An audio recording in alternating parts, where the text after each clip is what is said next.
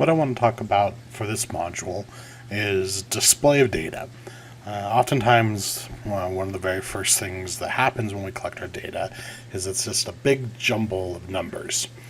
And one of the things that's a big part of statistics that people don't sometimes think about is not just analyzing the data for what it can tell us, but finding ways of presenting that data intelligently to other people.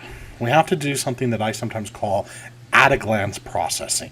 Right? Can we come up with a way of displaying data such that somebody can just look at our data at a glance and get a feel for what it's telling us? So let's take a look at this data display here. Does this look like something that is easy to comprehend at a glance? Can you just take a look at this and instantly see the relationships between the different countries, the flow of money? Is this at-a-glance processing? The answer for most people is no, not really. It's a jumbled mix of information that's very difficult to parse. So our goal is to learn a little bit about data and how we can present it in a way that is more meaningful. So let's start this discussion by breaking down some important terminology we're going to use when we're looking at data and experimental design. First thing I want to talk about is variable, value, and score. In research, a variable is any characteristic that can have different values.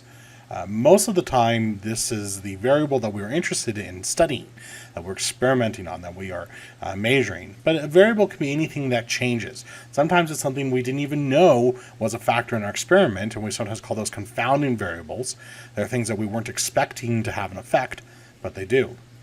All right? So a variable is anything that can contain different values. Now, where some confusion sometimes comes is in the term value versus score. In statistics, a value is a very specific thing.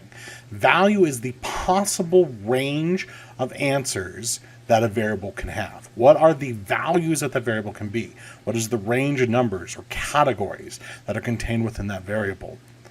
Right? Sometimes we think of value as being a singular score, right? But in statistics, value represents all possible scores for that variable. And therefore, score itself is the specific value for that variable for an individual subject. Right? So score is a specific value, right? Whereas value is the range of all answers for a variable. Variables are broadly broken down into two main types: discrete versus continuous. Discrete are variables that have specific values that don't have values in between. Right?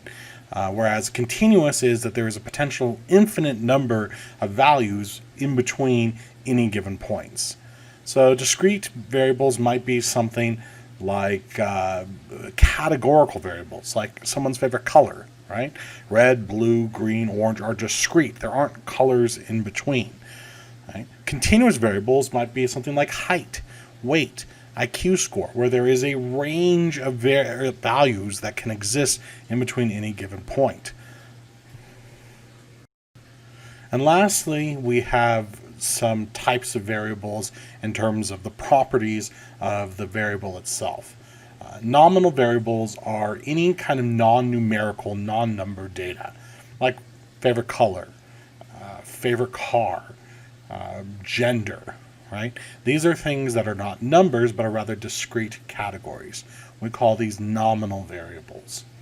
Ordinal variables are ranked order values. So this are things like first, second, third, right? Where a horse race, you had the one that came in first, the one that came in second, the one that came in third, the first place student in a class, the fifth place student in a class.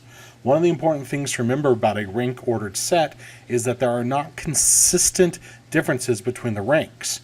As we think of a horse race, first and second might be decided by a half a second, but the difference between second and third could be 5 seconds. In a rank order in a classroom, right, the first and second place students might have been only a few percentage points off on their grade, whereas the third place student was a good letter grade below them, right? So the relationship between first and second may not be the same as second to third. Interval are variables that fit along sort of a number line. They have set differences between them, right? So the difference between 1 and 2 is the same as 2 and 3. The big thing with interval is that there isn't a set 0 point. The most famous example for this might be temperature, Right? There isn't a 0 point. 0 degrees Fahrenheit does not mean an absence of temperature because you can move negative.